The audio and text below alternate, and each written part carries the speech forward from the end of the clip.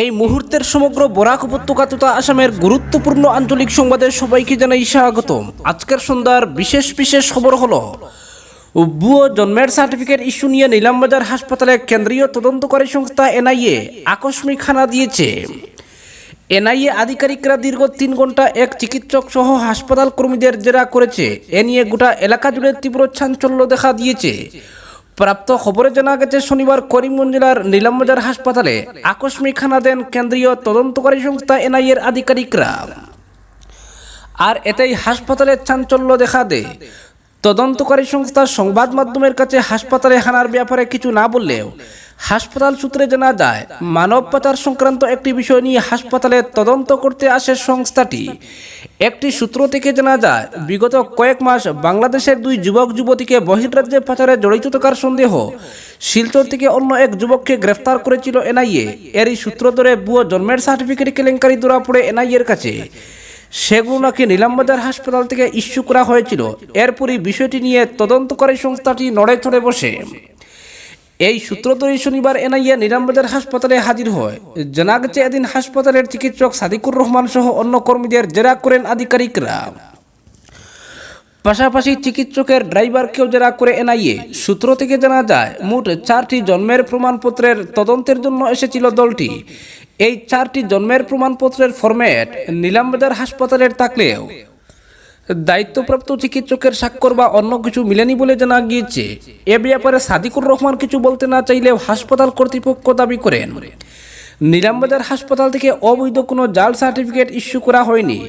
হাসপাতালের বার্ড সেলের কর্মী রঞ্জন কুমার নাথ, হাসপাতালের ড্রেসার রাজু রায়, 4র্থ শ্রেণীর কর্মী শৈলেন্দ্র মসুদ্রকেও দফায় জিজ্ঞাসাবাদ চালানো হয়। এমনকি যাবতীয় ফাইলপত্র খতিয়ে দেখে দলটি। অপরদিকে হাইলাকান্দি জেলাতেও বিধায়ক কমলাক্ষ দে পুরকায়স্থকে গাদ্দার আখ্যা দিয়ে তার কুশপুতুল রাজপথে দাহ করা হয়েছে। জেলা কংগ্রেস ভবনের সামনে দুপুর 3টা নাগাদ এই প্রতিবাদী কর্মসূচি পালন করা হয়।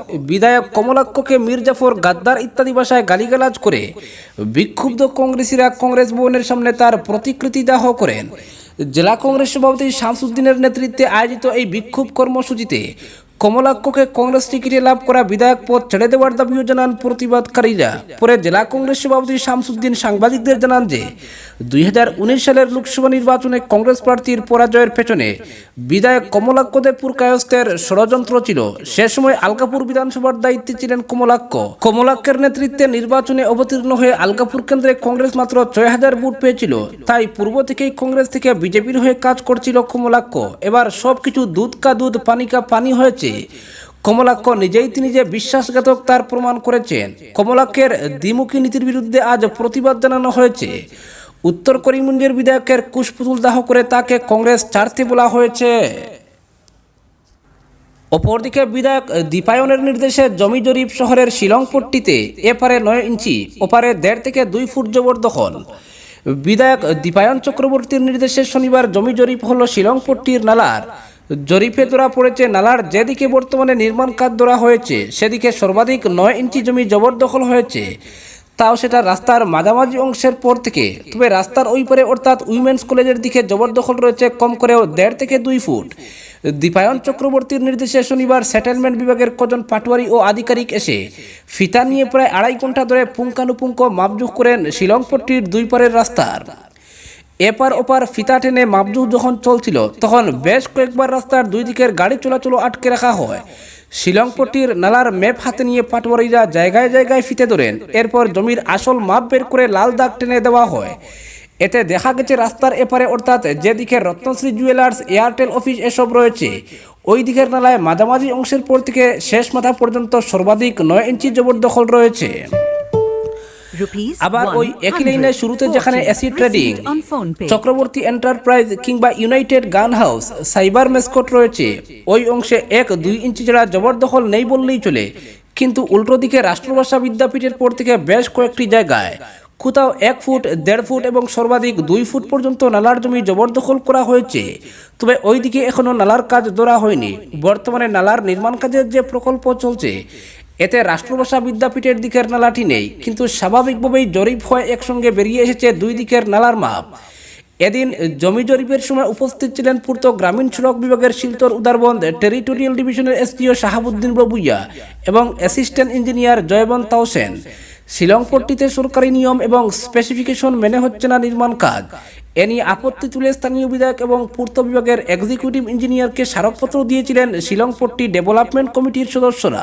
কেন পুরনো গার্ডওয়াল অক্ষত রেখে উপরে শুধু স্ল্যাব ঢালাই দিয়ে হয়ে যাচ্ছে নির্মাণ কাজ? সরকার যেহেতু অর্থ দিচ্ছে, স্থানীয় বিধায়ক যেহেতু এই অর্থ রিলিজ করে এনেছেন বহু কাঠখড় পুড়িয়ে, ফলে পুরনো গার্ডওয়াল নয়, সেটি ভেঙে পুরো নালাতেই বানাতে হবে নতুন আরসিসি ওয়াল। এই দাবি তুলেছিলেন বিজেপি নেতা মাধব সাহাও। এদিকে স্মারকপত্র পেয়ে বিধায়ক এসে সরেজমিনে নালার কাজ দেখে অসন্তোষ ব্যক্ত করে কাজ বন্ধ রাখার নির্দেশ দিয়ে বলেছিলেন, সবার আগে নালার জমি জরিপ হতে হবে, এরপর খাস জমি বের করে হবে নির্মাণ। বিধায়কের সেই নির্দেশ বাস্তবায়িত হলো এদিন। অপরদিকে করিমগঞ্জ রেড ক্রস হাসপাতালে শিশু বদলের ঘটনাকে সম্পূর্ণ ভিত্তিহীন বলে সরব হন পরিচালন সমিতির কর্তারা। ইচ্ছাকৃত নয়, নিতান্তই ভুলবশত সংঘটিত ঘটনাকে অতিরঞ্জিত করার পিছনে কিছু স্বার্থান্বেষী মানুষের হাত রয়েছে বলে তারা অভিযোগ করেন। বলেন, দীর্ঘদিন ধরেই রেড ক্রসের সুনাম নষ্টের অপপ্রয়াস করছে এক দুষ্টচক্র বলে দাবি করেন কর্তৃপক্ষ। শনিবার বিষয়টি নিয়ে সংবাদ মাধ্যমের মুখোমুখি হয়ে পরিচালন সমিতির চেয়ারম্যান মনোজ কুমার দাস, ভারপ্রাপ্ত সম্পাদক প্রবাল কান্তি দাস, ভাইস চেয়ারম্যান অভিজিৎ রায়, সদস্য সুকান্ত পুরকায়স্ত নিশিকান্ত ভট্টাচার্য বলেন, শুক্রবার রেড ক্রস হাসপাতালে সংঘটিত ঘটনা উদ্দেশ্য প্রণোদিত নয়, নিতান্তই অসাবধানতাবশত হয়েছে। রেড ক্রসের সদ্যজাত দুটি শিশুর চিকিৎসা চলছিল আইসিইউতে। এরপর দুটি বেদে চিকিৎসাধীন ছিল পুত্র ও কন্যা শিশু। অভিভাবকের হাতে শিশুদের তুলে দেওয়ার সময় দায়িত্বপ্রাপ্ত নার্স ভুলবশত কন্যা সন্তানের জায়গায় পুত্র সন্তান তুলে দেন। যদিও আইসিইউ কেবিন থেকে শিশুকে বেডে নিয়ে আসা পর্যন্ত শিশুর অভিভাবক বিষয়টি বুঝতে পারেননি। পরে নবজাতকের মা বুঝতে পেরে কন্যার স্থলে পুত্র সন্তান দেখে উপস্থিত নার্সদের অবগত করেন। আইসিইউ থেকে শিশুকে হস্তান্তরের দায়িত্বে থাকা নার্স সঙ্গে সঙ্গেই নিজের ভুলের জন্য ক্ষমা চেয়েছেন এবং বিষয়টির নিষ্পত্তি হয়েছে। কিন্তু ঘটনাকে কেন্দ্র করে পরবর্তীতে বিভিন্ন সংবাদ মাধ্যমে যেসব সংবাদ প্রকাশিত হয়েছে তা দুঃখজনক বলে মন্তব্য করেন তারা। বলেন, মূল ঘটনার সঙ্গে প্রকাশিত সংবাদের বিস্তর ফারাক। শিশু বদলের ঘটনাকে জড়িয়ে রেড ক্রসের সুনাম নষ্টের যে অপচেষ্টা দীর্ঘদিন ধরে কিছু মানুষ করে আসছেন, তারা সফল হননি বলে কটাক্ষ করেন রেড ক্রস পরিচালন সমিতির কর্মকর্তারা। বলেন, শুক্রবারের ঘটনায় রেড ক্রস কর্তৃপক্ষের কাছে কোনো লিখিত অভিযোগ জমা পড়েনি। এমনকি ঘটনাটি যে অসাবধানতাবশত হয়েছে সেটা দুটি শিশুর পিতামাতা ও নিকটাত্মীয়রা বুঝতে পেরেছেন। তবে রেড ক্রস দীর্ঘ বছর ধরে করিমগঞ্জের চিকিৎসা সেবার পাশাপাশি বিভিন্ন সমাজসেবামূলক কাজে অগ্রণী ভূমিকা গ্রহণ করে আসছে। ইদানিং পরিষেবায় বহু নতুন সেবা সংযোজিত হয়েছে, যা দেখে এক শ্রেণীর মানুষ রেড ক্রসের বিরুদ্ধে উঠে পড়ে লেগেছেন বলে অভিযোগ করেন পরিচালন সমিতির পদাধিকারীরা। অপরদিকে বদরপুর ব্লক কংগ্রেস কার্যালয়ের সামনে শনিবার সন্ধ্যায় বদরপুর ব্লক কংগ্রেস সভাপতি জাকারিয়া আহমেদ পান্নার নেতৃত্বে ও আসাম প্রদেশ কংগ্রেস কমিটির সাধারণ সম্পাদক তথা করিমগঞ্জের প্রভারী স্বপন কুমার মণ্ডল, করিমগঞ্জ জেলা কংগ্রেস সভাপতি রজত চক্রবর্তী সহ অন্যান্য নেতাদের উপস্থিতিতে সদ্য প্রদেশ কংগ্রেস কমিটির কার্যকরী সভাপতির পদ থেকে ইস্তফা দেওয়া কমলাক্ষদে পুরকায়স্তের কুশপুত্তলিকা দাহ করা হয়। কুশপুত্তলিকা দাহ শেষে ব্লক কংগ্রেস কার্যালয়ে সাংবাদিকদের মুখোমুখি হয়ে জেলা সভাপতি বলেন, বিশ্বাসঘাতক মুক্ত জেলা কংগ্রেস কমিটি গড়ে তুলতে তিনি বদ্ধপরিকর। আর কমলাক্ষের এই বিশ্বাসঘাতকতার জবাব অবশ্যই করিমগঞ্জ জেলার ভোটাররা আগামী লোকসভা নির্বাচনে দেবেন। প্রদেশ কংগ্রেস কমিটির সাধারণ সম্পাদক স্বপন মণ্ডল বলেন, তিনি কার্যকরী সভাপতির পদ থেকে পদত্যাগ করেছেন, তবে তিনি প্রাথমিক সদস্য পদ থেকে ইস্তফা দেওয়ার আবেদন করেন।